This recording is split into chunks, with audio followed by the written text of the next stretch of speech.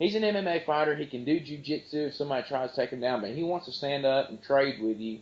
And Alvarez is a little bit different animal. He pressures you, and so it's going to be really interesting to see how this fight goes. Yeah, and when's that fight going to be?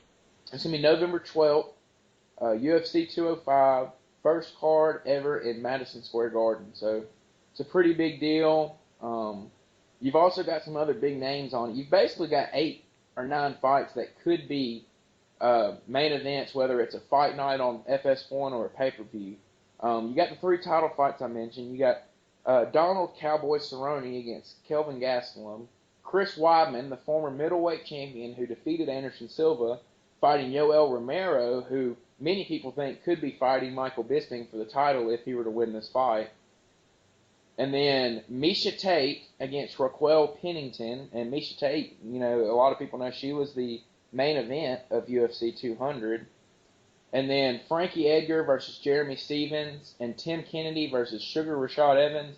And then just added to the card the other day was Michael Johnson versus Khabib Nurmagomedov. So a lot of people thought Khabib should have been fighting Eddie Alvarez for the title over Conor McGregor. Khabib is undefeated, and I'm sure if he wins his fight with Michael Johnson, he will get the winner of Alvarez and McGregor. So really interesting card and a lot of big fights on it. Wow, yeah, sounds like there's a lot at stake on in November.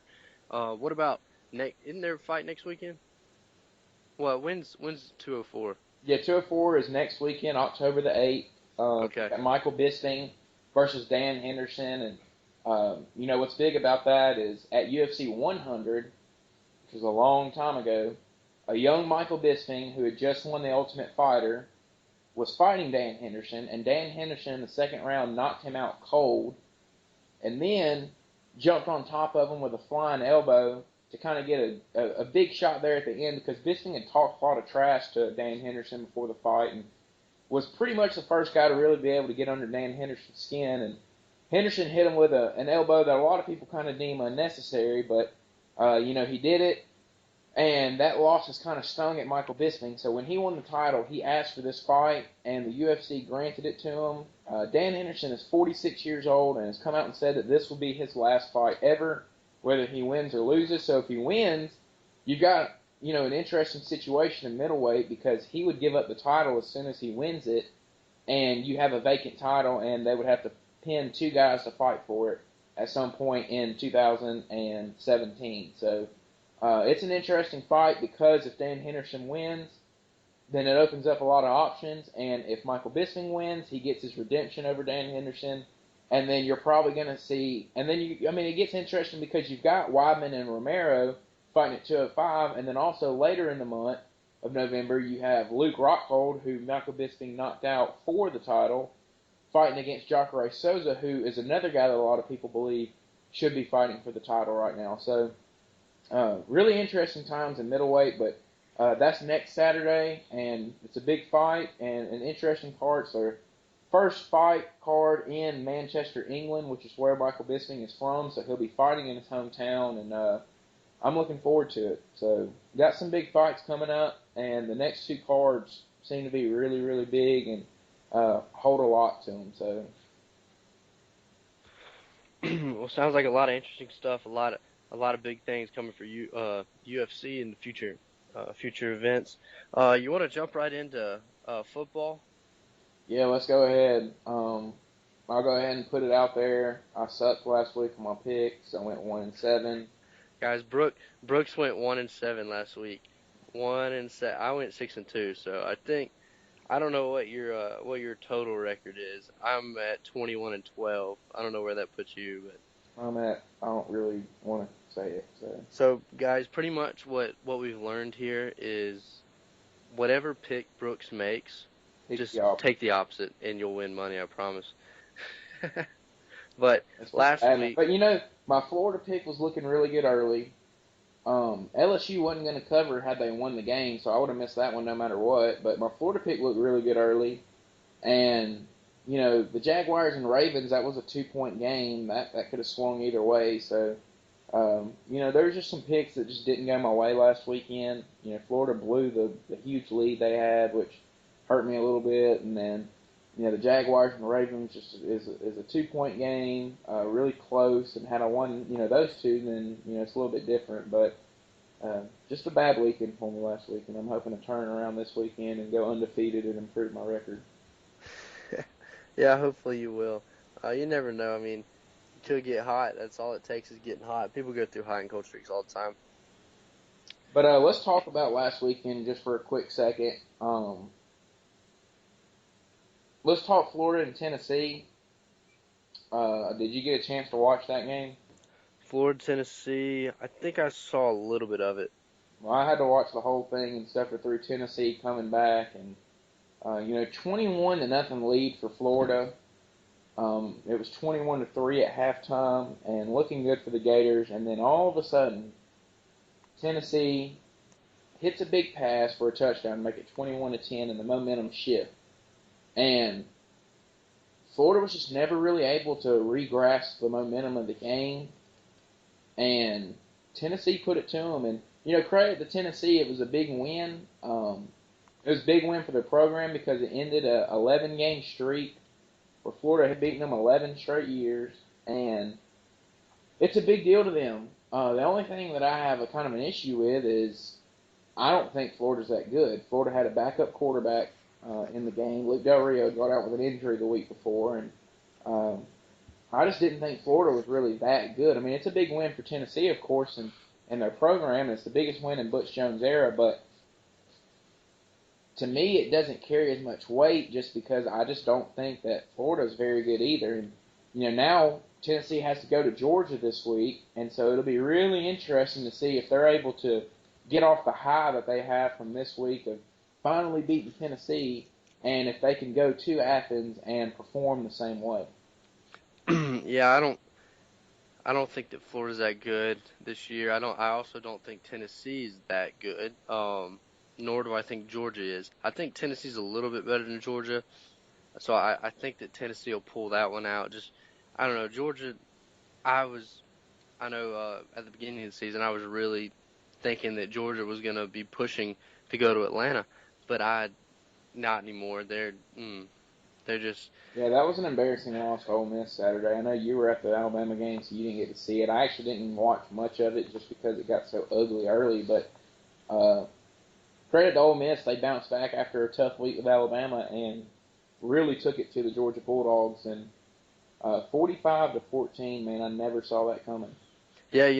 Georgia. I don't want to take anything away from Ole Miss because obviously Georgia is not as good as we thought, but Ole Miss looked a lot better. They actually were able to finish this game instead of blowing a big lead again. So good for them for that. But one thing that what did you think about the Auburn LSU game? That was pretty much the game where one coach, either way, if Auburn wins, Les Miles getting fired. If LSU wins, Gus Malzahn's getting fired. What did you think about that game? I thought it was a game between two very mediocre teams. I don't think LSU is very good offensively. I have a lot of Auburn fans talking about their defense, and yeah, I agree. Auburn's defense is definitely much improved from where it was a year ago. I think there's no doubt about that. But we can't really gauge how good they are based off of this game, and I don't think you can gauge it off the Clemson game either, just because Clemson hasn't played very good offensively yet, and LSU's not very good offensively. Wisconsin held them to 14. They struggled with Jacksonville State. They had to have a punt return that really kind of blew that game open, and LSU hadn't scored a lot anyway. So Auburn's defense is definitely much improved, especially the front seven. We don't really know about their secondary because they haven't been tested too much yet. I thought Trevor Knight played really good against them, and Texas A&M was able to put up 29 on them, but um, I thought it was two very mediocre teams. Auburn kicks 6 field goals, wins the game. LSU scores a touchdown, kicks 2 field goals. The play How at the end was very weird. I've never really seen the clock start after an official penalty, after a penalty. Another thing is the clock was running. They committed a penalty. I thought it'd be a 10-second runoff because the clock was running, but apparently that's not the case. If the clock is running, there's not a 10-second runoff, and if the clock is stopped, there is a 10-second runoff, which I think is really stupid. But I've never seen the clock start after a penalty before the ball is snapped, and it did at this time. And it was just a really weird situation, and I've never seen anything like it before. But Auburn won. They're 2-2, which is not what I thought they would be at this point in the year after the Clemson game. And credit to them. They have a chance to get above 500 this weekend with a win over Louisiana Monroe, and then they have to play Mississippi State, and then they get a bye week. So Auburn could be 4-2 heading into the bye week, which I think is a lot better than a lot of people thought they would be. Yeah, one thing, I'm looking at the stats from the Auburn LSU game. How Sean White threw for 234 yards and didn't throw for a touchdown. How? Well, Like, I mean, like I said, they had 6 field goals in the game. They got stopped at the 10, I think, twice. They got inside the red zone 4 times. Maybe it might have been all 6 times they got inside the red zone. So LSU did a bend but don't break defense, and I thought LSU's defense played well enough to win the game, but the offense wasn't able to produce, and that ultimately led to Les Miles being fired because when you have a player like Leonard Fournette sitting in the backfield and you can only produce 13 points in a game, then you're doing something wrong. yeah, it's.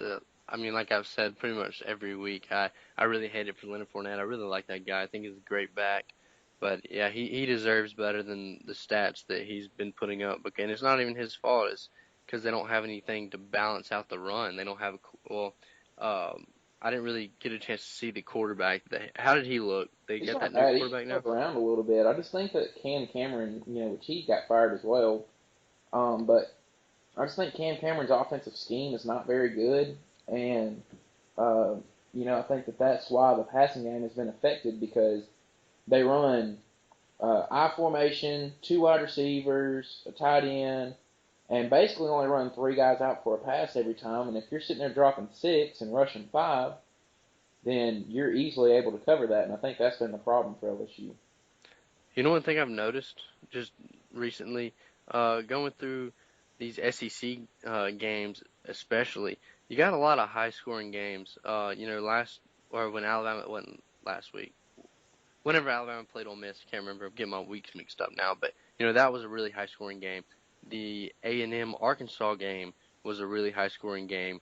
Ole Miss Georgia, which Ole Miss scored a lot, Georgia not so much, but Tennessee, Florida. I mean, the SEC has been known for their defense, and it's like this year, it's like offense is just tearing it up. I mean, A&M looks really good right here, putting up 45. Trevor Knight looks pretty good. It's just A&M's gonna be a tough team. I'm not really ready for Bama to play them yet. I think A&M is really really good this year. No, and me and you and one of our other buddies talked about it earlier. And I said it. If I could fix our schedule, I would put the A&M game where Arkansas is, and put Arkansas where the A&M game is, just because the Arkansas game is going to be really physical, and it always is. Arkansas lines up, they get physical with you, and that's going to be the game that Alabama has to start their little stretch on. So they have that physical game. Then they have to play the emotional game at Tennessee, which is going to drain them emotionally. And then right before the bye week, they have to go play Texas A&M, who I think is probably the second best team in the SEC right now, and could possibly be the first if they were able to beat Alabama. And I think it's very possible because of the first 2 games Alabama plays. I think if Alabama played Texas A&M when they played Arkansas, they would easily beat Texas A&M. And then I think that Arkansas kind of plays into Bama's hands the way they play their offense, and I think that would be a better game to have right before the bye week for Alabama than the Texas A&M game. But it's the way it is. Bama's going to have a tough stretch coming up after this Kentucky game with Arkansas, Tennessee, Texas A&M. So it's going to be interesting. If they're able to get through that streak, then I think Alabama's able to come out of the year undefeated. Yeah, I sure hope so. I know a lot of people, of course, everybody up here saying we got the Drake curse because Drake was seen wearing an Alabama uh sweatsuit or whatever, and then Bleacher Report came out with like a video that said reasons why Alabama won't lose again this year, Yeah, and I I'm thought like, that too. it just feels like we're getting jinxed, man. I mean, Everybody's trying to jinx Alabama. Because, I mean, who look, when Drake went and showed up to the Kentucky Midnight Madness or whatever in all his Kentucky gear, they went to the NIT that year. So, Yeah, and then last year he put on all his Golden State gear, and look what happened. Golden State blew a 3-1 lead. Carolina as well, the Panthers. Yeah, I mean, it's that Drake curse, which it's partially because he just jumps on bandwagons, but